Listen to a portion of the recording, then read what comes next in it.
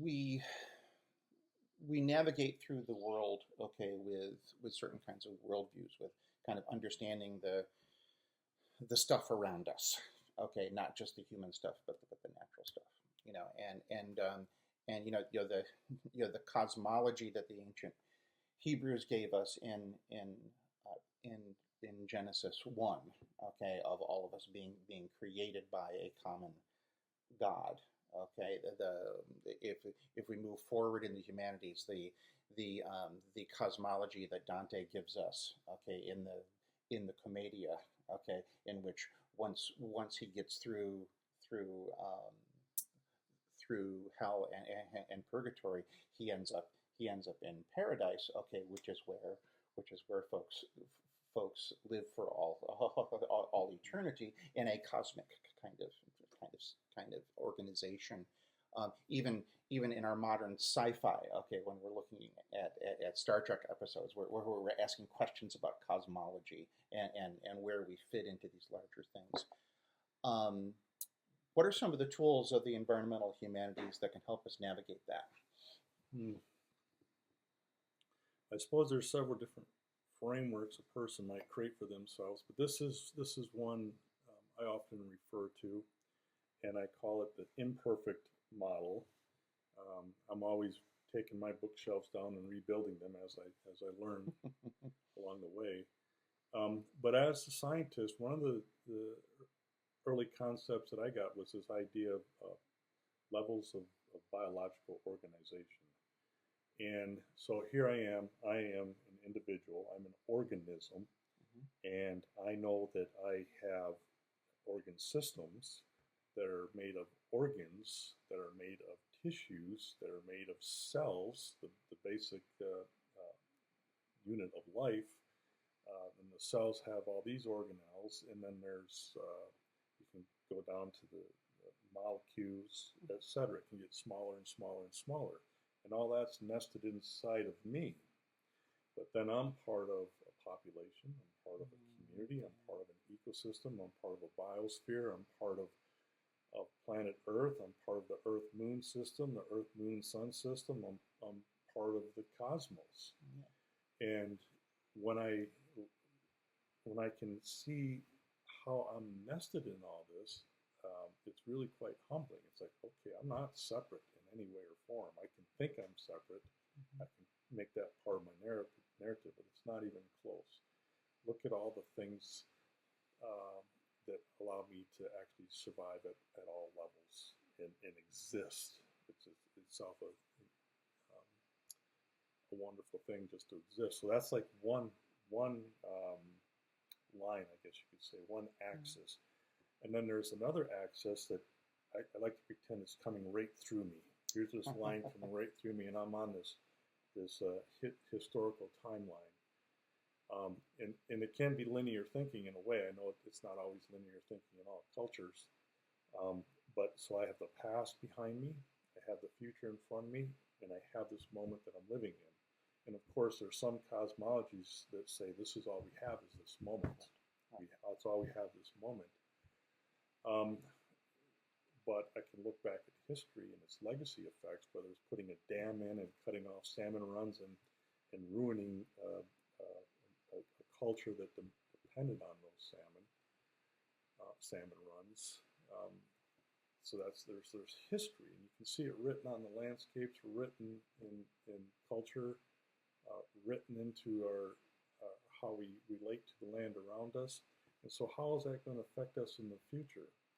So we can learn from the past, hopefully, so that and help that guide our decisions moving forward. But again, this is part of the building that narrative. What is that narrative? Levels of biological organization. Here I am, an organism living at this moment of time. I can look back in the past, forward to the future, but all we have is this moment.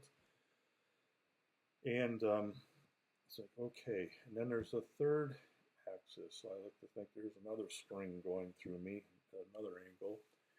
And so these three intersecting lines. And this third one is a worldview or cosmology, just this way of thinking, this way of perceiving. And I can think from the perspective, I can take an anthropocentric view, which means humans are at the center of it all. And we could probably have some pretty good discussions where that has taken humanity. Or we can look at it and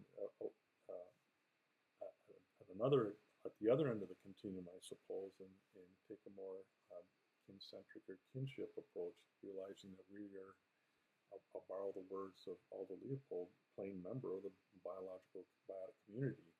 And how does that shape how we view the land around us when we, again, begin to see kinship with all things, and so here I am as an organism, and I've often asked the students to think about this biological levels of biological organization you're on. Do you feel separate anymore? Think about your own history and its legacy effects, what sometimes maybe the stories that you have been given that may or may not be true, and then explore your own worldview and cosmology.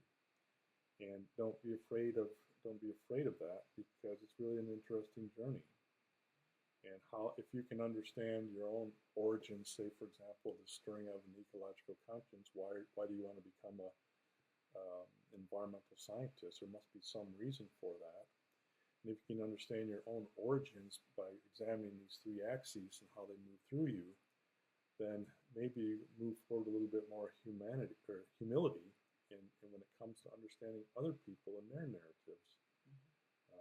Because we do have to work together. Everybody comes to the table, if you will, with their own story. And sometimes I think this imperfect model is one way, the intersection of cosmology, levels of biological organization, and human history and its legacy effects. Now, the only twist I would add to that is, instead of thinking of them as three lines going through you, against the imperfect model, maybe there's 10,000 lines going through you. I like to reduce things down to three. It makes it easier to remember. It's like, what if these were three circles overlapping each other like a Venn diagram? Then how might that influence how we see, how we perceive things? Is history linear, or does it circle back around itself? I think in Robin Wall Kimmerer, somewhere there she makes reference to how history, if it's circular, it can also serve as prophecy. So I wonder about that sometimes. So thinking in terms of circles and cycles rather than linear thinking. Yeah, I think you remind us that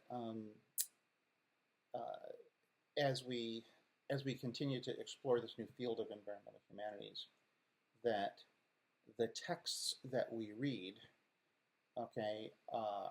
are now new kinds of texts. The texts are our understanding of our biology. Our texts are the rings of the tree. That give us a history of place. Our text is the landscape.